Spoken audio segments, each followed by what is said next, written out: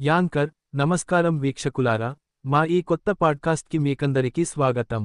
వీక్షకులారా, 2026లో ఏమేమి జరుగుతాయో మహాపురుష అచ్యుతానంద దాసు వందల సంవత్సరాల క్రితమే రాసిపెట్టారు.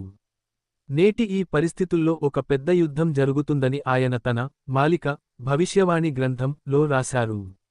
యుద్ధ పరిస్థితులు నెలకొనడాన్ని మీరు కూడా చూస్తూనే ఉన్నారు. మాలికలో ఇంకా ఏమేమి రాసి ఉన్నాయో మనం తెలుసుకుందాం. నేటి మన అతిథి మాలికా పరివ్రాజకుడు, జ్ఞాత ప్రమోద్ కుమార్ పృష్టి. రండి, ఆయనకు మన షోలోకి స్వాగతం పలుకుదాం. సార్, నమస్కారం. మా షోలోకి మీకు స్వాగతం.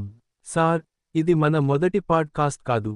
ప్రేక్షకులు మన మొదటి ఎపిసోడ్కి ఎంతో ఆదరణ అందించినందున మనం దీనికి సీక్వెల్ చేస్తున్నాం. మాలిక ఆలోచనల గురించి మనం మాట్లాడుకున్న విషయాలకు చాలా మంచి స్పందన లభించింది. అప్పుడు మీరు యుద్ధం గురించి చెప్పారు. ఆ సమయంలో యుద్ధ వాతావరణం లేదు, కానీ ఇప్పుడు యుద్ధం జరుగుతోంది. 2026లో యుద్ధం జరుగుతుందని మహాపురుష అచ్యుతానంద గారు నిజంగానే వందల సంవత్సరాల క్రితమే రాశారా? ప్రమోద్ కుమార్ పృష్టి, అతిథి. జై జగన్నాథ్. జై మహాపురుష అచ్యుతానంద. ముందుగా ఓటీవీ వీక్షకులందరికీ నా కోటి ప్రణామాలు. మీకు కూడా నమస్కారం. ఒక విశేషమేమిటంటే, ఇదంతా వందల సంవత్సరాల క్రితం. అంటే సరిగ్గా చెప్పాలంటే 600 ఏళ్ల క్రితం జరిగింది. 1510 క్రీ.శ.లో చైతన్య మహాప్రభువు నదియా నవద్వీపం నుండి పూరీకి వచ్చినప్పుడు, పూరీని గజపతి రాజు ప్రతాపరుద్ర దేవుడు పాలిస్తున్నాడు. ఆ సమయంలో ఆయన పాలన ఉండేది మరియు అప్పుడు ఉత్కళ, ఒడిశా.కు చెందిన పంచసఖులు, 5గురు గొప్ప సంత్ కవులు ఉండేవారు. ఆ పంచసఖులలో ఒకరైన మహాపురుష అచ్యుతానంద ఎన్నో భవిష్యవాణులు రాసి వాటి ద్వారా మనల్ని అప్రమత్తం చేశారు. ప్రపంచం మొత్తాన్ని ప్రభావితం చేసే భయంకరమైన సమయం రాబోతోంది. ఆ సమయంలో ఉత్పన్నమయ్యే పరిస్థితులు అందరినీ తమ గుప్పిట్లోకి తీసుకుంటాయి. మనం గత పాడ్కాస్ట్లో మాట్లాడుకున్నట్లు ఈ వినాశనకర సంఘటనలు మరియు భయంకరమైన యుద్ధ పరిస్థితులకు కారణం మీన రాశిలో శని ప్రవేశించడమే. మనం దీని గురించి చర్చించాము. యదా బాజా పక్ష త్రయోదశాత్మక భవే ఘోరలోకక్షయ ముండమాల జుతాం. వ్యాస మహర్షి భవిష్య పురాణంలో ఇలా రాశారు: మీన రాశి గతే మందే మచ్చ నాశ భవేత్, అనగా శని మీన రాశిలోకి ప్రవేశించినప్పుడు అపారమైన వినాశనం జరుగుతుంది. వివిధ రకాల సమస్యలు వస్తాయి మరియు వీటన్నింటి మధ్య యుద్ధం కూడా ఒక ప్రధాన కారణమవుతుంది. మీన రాశిలో శని కారణంగా యుద్ధ పరిస్థితులు ఉత్పన్నమవుతాయని మాలికలో రాయబడింది.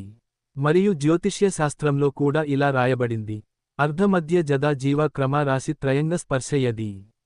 అనగా బృహస్పతి, గురుడు ఒకే సంవత్సరంలోపు 3 రాశులను స్పృశిస్తే ప్రపంచంలో భయంకరమైన యుద్ధ వాతావరణం ఏర్పడుతుంది.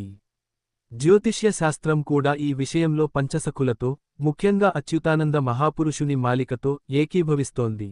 ఇందులో మీన రాశిలో శని ఉన్నప్పుడు యుద్ధం లాంటి భయంకర పరిస్థితి ఏర్పడుతుందని చెప్పబడింది. బృహస్పతి ఒకే సంవత్సరంలో 3 రాశులను దాటినప్పుడు యుద్ధం లాంటి భయంకర పరిస్థితులు వస్తాయని జ్యోతిష్య విద్య కూడా సమర్థిస్తుంది. మరియు ఇది ఈ సంవత్సరమే జరగబోతోంది. కాబట్టి ఈ సమయంలో యుద్ధం ఖాయం. భారతదేశంలో యుద్ధం జరుగుతుందని, ప్రపంచమంతటా యుద్ధాగ్ని వ్యాపిస్తుందని 600 ఏళ్ల క్రితమే అచ్యుతానంద మహాపురుషుడు మాలికలో రాశారు. అమెరికా మరియు ఇరాన్ మధ్య జరిగే యుద్ధమే దీనికి ఒక పెద్ద కారణంగా మారుతుంది. మనం గత పాడ్కాస్ట్లో మహాభారత యుద్ధం ఇంకా ముగియలేదని కూడా చర్చించాము. ద్వాపర యుగంలో శ్రీకృష్ణుడు ద్వారకకు చేరుకున్నప్పుడు రుక్మిణి ఇలా అడిగింది: ప్రభు, మీరు ఇన్ని రోజుల తర్వాత వచ్చారు. మీ దర్శన భాగ్యం అందరికీ కలుగుతోంది. మీ అష్టపట్రాణులు, 8 మంది ప్రధాన రాణులు మరియు ద్వారకావాసులంతా సంతోషంగా ఉన్నారు. కానీ కురుక్షేత్రంలో కౌరవులు, పాండవుల మధ్య జరిగిన 18 రోజుల యుద్ధం, దానికి నేనే ప్రకటన చేశానో, ఆ యుద్ధంలో నేను అర్జునుని రథసారథిగా, నిర్ణాయకుడిగా ఉన్నానో, ఆ యుద్ధం పూర్తయిందా?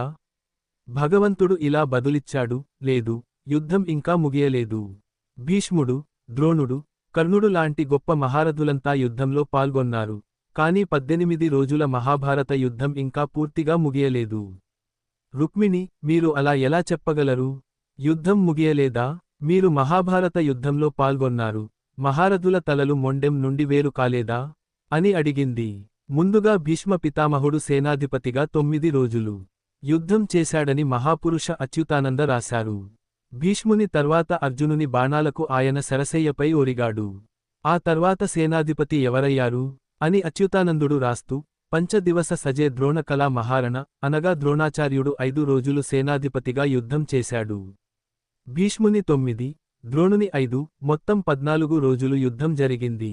ద్రోణాచార్యుడు ధృష్టద్యుమ్నుని చేతిలో హతమయ్యాడు. ఆ తర్వాత అచ్యుతానంద మహాపురుషుడు ద్విదిన యుద్ధ నృపతి కర్ణ అంగరాజ అన్నారు. అనగా సూర్యపుత్రుడైన కర్ణుడు 2 రోజులు సేనాధిపతిగా యుద్ధం చేశాడు. అర్జునుని చేతిలో కర్ణుడు చనిపోయాక 9+5+2 సమానము 16 రోజులు పూర్తయ్యాయి. ఆ తర్వాత శల్యుడు సేనాధిపతి అయ్యాడు.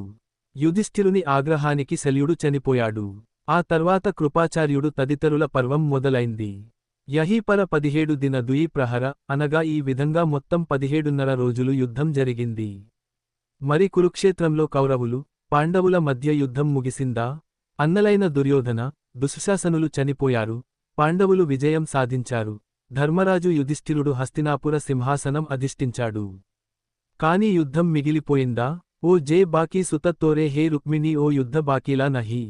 అనగా మిగిలిపోయిన ఆ సగం రోజు యుద్ధం ఇంకా పూర్తి కాలేదు. రుక్మిణి అడిగింది, అయితే ఆ యుద్ధాన్ని పూర్తి చేయడానికి మీరు మళ్లీ ద్వారక నుండి కురుక్షేత్రం వెళ్లాలా? ప్రభువు చెప్పాడు, లేదు, నేను ద్వారక లేదా కురుక్షేత్రం వెళ్లాల్సిన అవసరం లేదు. ఆ మిగిలిన యుద్ధం కలియుగంలో పూర్తవుతుంది. అది కూడా భారతదేశంలోనే జరుగుతుంది. కురుక్షేత్ర యుద్ధం కలియుగంలో ముగుస్తుంది. రుక్మిణి అడిగింది, ప్రభు, కలియుగం ఎప్పుడు అంతమవుతుంది? సత్యయుగం ఆయుష్షు 17,28,000 సంవత్సరాలు, త్రేతాయుగం ఆయుష్షు 12,96,000 సంవత్సరాలు, ద్వాపరయుగం ఆయుష్షు 8,64,000 సంవత్సరాలు. మరి కలియుగం ఆయుష్షు ఎంత? అచ్యుతానంద మహాపురుషుడు రాశారు, 4,00,000 బస సహస్ర కలియుగ అయు. అనగా కలియుగం మొత్తం ఆయుష్షు 4,32,000 సంవత్సరాలు. కానీ కలియుగం కేవలం 432 సంవత్సరాల పాటు మాత్రమే తన పూర్తి రూపంలో, పాప ప్రభావంతో ఉంటుందని భగవంతుడు చెప్పాడు. ఆ సమయంలోనే మహాభారతంలో మిగిలిపోయిన యుద్ధం జరుగుతుంది. అచ్యుతానంద మహాపురుషుడు అరఖిత గీత లేదా రుక్మిణీ గీత లో ఈ మహాభారత శేష యుద్ధం భారతదేశంలోనే జరుగుతుందని, అది మీన రాశిలో శని ఉన్న సమయంలో జరుగుతుందని రాశారు. మీన రాశిలో శని ప్రతి 30 సంవత్సరాలకు వస్తుంది. మరి ఏ మీన శని సమయంలో ఈ మహాభారత యుద్ధం జరుగుతుంది?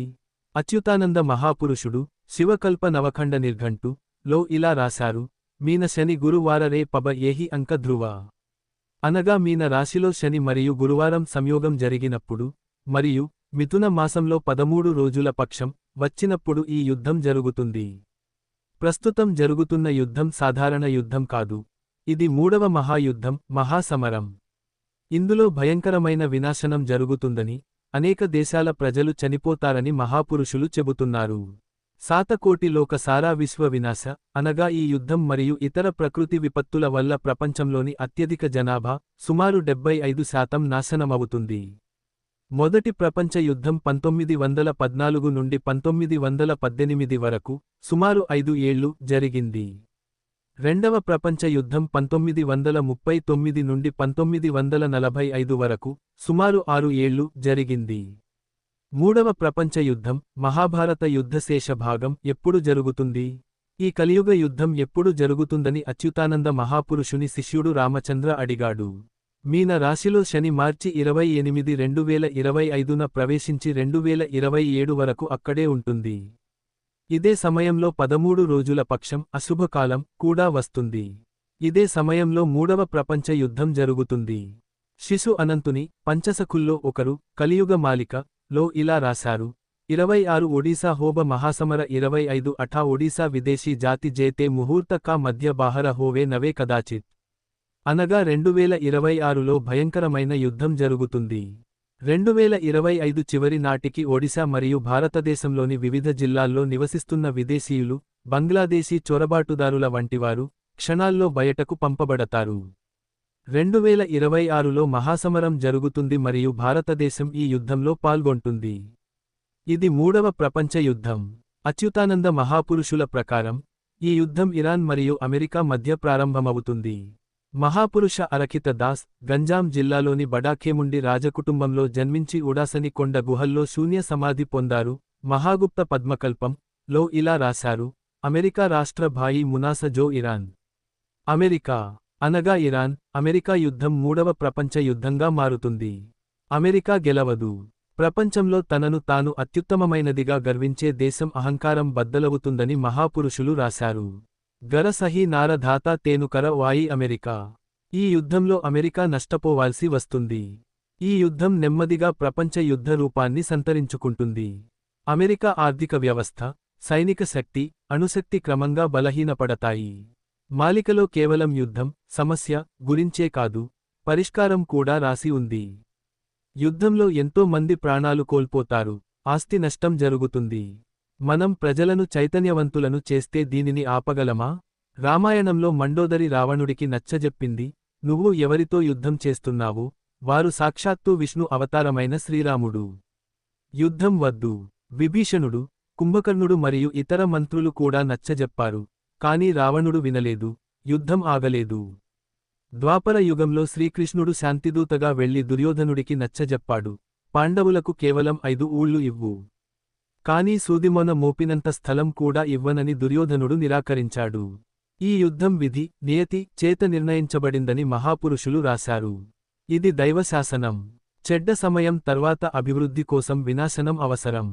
హరిదాసు మహాపురుషుడు రాశారు, సమ పంచ సహస్ర కలశేష హోయిబో సత్యజుగ ఆదప్రవేశ. అనగా కలియుగపు 5000 ఏళ్లు పూర్తికాగానే అవి ఇప్పటికే పూర్తయ్యాయి, సత్యయుగ ప్రవేశం జరుగుతుంది. హరి హరి శబ్ద మాతిబే హరి భక్త మానే. నలుదిక్కులా హరినామం మారుమోగుతుంది. అమెరికా పతనమవుతుంది. భారతదేశంతో పాకిస్తాన్కు భయంకరమైన యుద్ధం జరుగుతుంది. China, Turkey, Iran, Britain, America అన్నీ ఈ యుద్ధంలో పాల్గొంటాయి. పాకిస్తాన్కు ఆయుధాలు అందుతాయి. రష్యా భారతదేశం పక్షాన నిలబడుతుంది. మరో 6 దేశాలు భారత్కు మద్దతు ఇస్తాయి. మహాగుప్త పద్మకల్పంలో ఇస్లామిక్ దేశాలన్నీ భారత్ను నాశనం చేయడానికి ఏకమవుతాయని, కాని వారు సఫలం కాలేరని రాశారు. 2026లో మహాపురుషులే భారతదేశానికి అస్త్రశస్త్రాలు అందిస్తారు. రెండవ ప్రపంచ యుద్ధంలో జపాన్, హిరోషిమా పై బాంబులు వేశారు. ఈసారి జపాన్ కూడా యుద్ధంలో పాల్గొని భారత్కు అండగా నిలుస్తుంది. జర్మనీ, రష్యా భారత్ వైపు ఉండగా, ఇరాక్ తదితర దేశాలు పాకిస్తాన్కు మద్దతు ఇస్తాయి. చైనా ఖచ్చితంగా భారత్పై దాడి చేస్తుంది. Iran, America, China. Guru Govind Singh ji తన సౌసాఖీ లో రాశారు, ధరతీ కీ కోనే కోనే మే భారీ హోంగే జంగ్. అనగా యుద్ధం ప్రపంచమంతటా వ్యాపిస్తుంది. చివరకు భారతదేశమే ఈ యుద్ధంలో విజయం సాధిస్తుందని అచ్యుతానంద మహాపురుషుడు రాశారు. సంపూర్ణ భారత హీ యుద్ధ జీతిబో. చివర్లో పాకిస్తాన్, ఇతర దేశాలు భారత్ శరణు కోరుతాయి. భారతదేశం మొత్తం ప్రపంచాన్ని నియంత్రిస్తుంది మరియు భారతదేశానికి ఒక చక్రవర్తి ఉంటాడు. బడదేవ రాజా హైవే చక్రవర్తి భూపతి. ఎన్నికలు లేదా ప్రజాస్వామ్యం ద్వారా కాకుండా భగవాన్ బలరాముని అంశ, బడదేవ్, భారతదేశ చక్రవర్తి అవుతారు మరియు ప్రపంచ శాంతిని స్థాపిస్తారు. కురుక్షేత్ర యుద్ధం తర్వాత యుధిష్ఠిరుడు రాజు అయినట్లుగానే, భగవాన్ విష్ణువు సత్యయుగంలో నృసింహ రూపంలో, త్రేతాయుగంలో శ్రీరాముని రూపంలో, ద్వాపరంలో శ్రీకృష్ణుని రూపంలో రాజుగా ఉన్నారు. కలియుగంలో భగవంతుడు స్వయంగా రాజు కాలేడు, కాని ఆయన అంశ, కల్కి లేదా బడదేవ్ పాలిస్తుంది. ప్రస్తుతం భారతదేశం న్యూట్రల్, తటస్థ స్థితిలో ఉంది, రష్యా పక్షాన కాకుండా, అమెరికా పక్షాన పూర్తిగా కాకుండా. కానీ పరోక్షంగా ప్రతి దేశం ఈ యుద్ధంలో భాగస్వామ్యమవుతుంది. భారతీయ ముస్లింలు కూడా భారతదేశానికే మద్దతు ఇస్తారని మహాగుప్త పద్మకల్పంలో ఉంది. ఒడిశాపై కూడా ఈ యుద్ధ ప్రభావం పడుతుంది. యుద్ధం పశ్చిమంలో జరిగితే, తూర్పున ఉన్న ఒడిశాపై ఎలాంటి ప్రభావం ఉంటుందని రామచంద్ర దాస్ అడిగారు. దానికి అచ్యుతానంద మహాపురుషుడు, ఒడిశా ఏకజుగ మహాభారత అటి అని సమాధానమిచ్చారు. అనగా ఒడిశాలో కూడా మహాభారత యుద్ధంలో కొంత భాగం జరుగుతుంది. ఆ ప్రదేశం కటక్లోని చౌద్వార్ అవుతుంది. ద్వాపర యుగంలో పాండవులు తమ అజ్ఞాతవాసాన్ని విరాటనగరం లో గడిపారు, అదే ప్రస్తుత చౌద్వార్, కటక్. అక్కడ భూమి అడుగున 30 కిలోమీటర్ల పరిధిలో ఆ పురాతన అస్త్రశస్త్రాలు ఇప్పటికీ పాతిపెట్టబడి ఉన్నాయి. యుద్ధ సమయంలో ఆ ఆయుధాలే పనికొస్తాయి. ద్వాపరంలో 5గురు యోధులు ఉన్నట్లుగానే, ఈసారి కూడా 5గురు యోధులు అభిమన్యు, ఏకలవ్య, ఘటోత్కచ తదితరుల అవతారాలు ఒడిశాలోని చౌద్వార్, జట్నీ ప్రాంతంలో భయంకరమైన యుద్ధం చేస్తారు. చైనా ప్రధాన అధ్యక్షుడు లేదా సేనాధిపతి దుర్యోధనుని అంశతో లేదా అసురుడిగా జన్మించి భారత్పై దాడి చేస్తాడు. భారతదేశం ధర్మం పక్షాన నిలబడుతుంది. ఈ సమయం చాలా భయంకరంగా ఉంటుందని మహాపురుషులు రాశారు. ఆకస్మికంగా జరిగే సంఘటనలు ప్రపంచాన్ని ఆశ్చర్యపరుస్తాయి. ఈ మూడవ ప్రపంచ యుద్ధం 13 నెలల పాటు కొనసాగుతుంది. మొదటి ప్రపంచ యుద్ధం 5 ఏళ్లు, రెండవది 6 ఏళ్లు జరిగింది. జగన్నాథ ఆలయం, శ్రీ మందిరం గురించి కూడా మాలికలో చాలా విషయాలు ఉన్నాయి. పంచసఖులు అచ్యుతానంద, శిశు అనంత, జస్వంత్, బలరాం, జగన్నాథ దాస్ భగవంతుని వివిధ అంశాలే. కలియుగ అంతం మరియు సత్యయుగ ప్రారంభ సమయంలో పూరి ఆలయంలో అనేక అశుభ సంకేతాలు కనిపిస్తాయని అచ్యుతానంద మహాపురుషుడు రాశారు. నీలచక్రం నుండి రాళ్లు రాలడం, ఆలయ ప్రాంగణంలో గద్ద వాలడం లాంటివి. ఇది ప్రపంచానికి రాబోయే చెడ్డ కాలానికి సంకేతం. జగన్నాథ ఆలయ గర్భగుడి, జగమోహన్ నుండి రాళ్లు పడతాయి. జీతే బే లాగీబ రత్న చందుఆ అగ్ని సే బే నిశా కా నిచో చోరీ హై. అనగా గుడిలో మంటలు చెలరేగడం లేదా దొంగతనాలు జరగడం. వర్ష బ్రీత్ర రే రథయాత్రాకో బందా. రథయాత్ర ఏదో ఒక రూపంలో 6 సంవత్సరాల పాటు ప్రభావితమవుతుందని లేదా నిలిపివేయబడుతుందని కూడా రాసి ఉంది. కోవిడ్ సమయంలో జరిగినట్లు భూమి యొక్క ఋతు చక్రం మారిపోతుంది. 12 నెలలకు బదులుగా కేవలం 6 ఋతువులే అనుభవంలోకి వస్తాయి. కొన్నిసార్లు ఒకే నెలలో అనేక ఋతువులు అకస్మాత్తుగా వేడి, అకాల వర్షం కనిపిస్తాయి. వాతావరణ మార్పు భయంకరమైన రూపాన్ని దాల్చుతుంది. వైశాఖ మాస రే తేస ఋతుభోగ. వైశాఖ మాసంలో విపరీతమైన వేడి, అకాల వర్షాలు ఉంటాయి. ఆధ్యాత్మికత లేని విజ్ఞాన శాస్త్రం అసంపూర్ణం.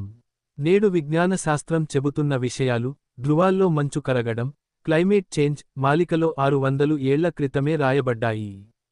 13 రోజుల పాటు సూర్యకిరణాలు చాలా తీవ్రంగా ఉంటాయి. సౌర తుఫాను. పెద్ద పెద్ద దేశాలు సముద్రంలో మునిగిపోతాయి. అమెరికా మరియు అట్లాంటిక్ మహాసముద్రంలోని అనేక ప్రాంతాలు మునిగిపోతాయి. ఒడిశాలోని హీరాకుడ్ ఆనకట్ట, మహానదిపై కూడా బద్దలవుతుంది లేదా నీరు పొంగిపొర్లి పెను విధ్వంసం సృష్టిస్తుంది. హీరాకుద సభ హీరాకుద ఒడిశా జా సమాధాన ధబ. సమాజంలో కుటుంబ విలువలు నశించిపోతాయి. అన్నదమ్ములు ఒకరికొకరు సాయం చేసుకోరు. ప్రజలు పనిలో, ల్యాప్టాప్, ఆఫీసు ఎంత బిజీగా మారిపోతారంటే బంధాలకు సమయం ఉండదు. గీత, భాగవతం లాంటి జ్ఞానం అంతరించిపోతుంది. అందే దీప రఖో అనగా గుడ్డివాడికి దీపం చూపించినట్లు అవుతుంది. తప్పుడు విద్య మరియు వ్యాపారీకరణ ఆధిపత్యం చెలాయిస్తాయి. అక్టోబర్ 19 తర్వాత పరిస్థితులు మరింత దిగజారుతాయి. మాలికలో కొన్ని విషయాలు ఆంగ్లంలో, ఫిరంగి భాష లో కూడా దాగి ఉన్నాయి. ఇంగ్లీష్ ప్రాంత రఖబసా అనగా ఇంగ్లీష్ పదం అక్షరాల్లో భవిష్యత్తు దాగి ఉంది. ఈ అంటే ఈస్ట్ ఇండియా కంపెనీ ఆంగ్లేయుల పాలన. ఎన్ అంటే నెహ్రూ, జవహర్లాల్ నెహ్రూ పాలన. జీ అంటే గుల్జారీ లాల్ నందా. ఎల్ అంటే లాల్ బహదూర్ శాస్త్రి. ఐ అంటే ఇందిరా గాంధీ. నారీ రాజా హో కా పూర్ణకి ఆశ్చర్యకరో మహిళ పాలకురాలు అవుతుంది మరియు మహిళలకు స్వేచ్ఛ వస్తుంది. ఎస్ మరియు హెచ్ అక్షరాలు కలియుగాంతం మరియు సత్యయుగ ప్రారంభానికి ప్రతీకలు.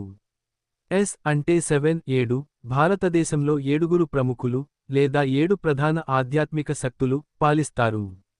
మరియు హెచ్ అంటే ఆనెస్టీ సాధుత్వం, ధర్మం, దేశాన్ని ధార్మికులు పాలిస్తారు. రామరాజ్యం స్థాపించబడుతుంది. అన్ని దేశాలు భారతదేశం ముందు తలవంచుతాయి. భారతదేశం జగద్గురువు అవుతుంది. యాంకర్, నేటి ఈ ఎపిసోడ్ విన్న తర్వాత మా ప్రేక్షకులకు చాలా విషయాలు అర్థమవుతాయని నేను భావిస్తున్నాను.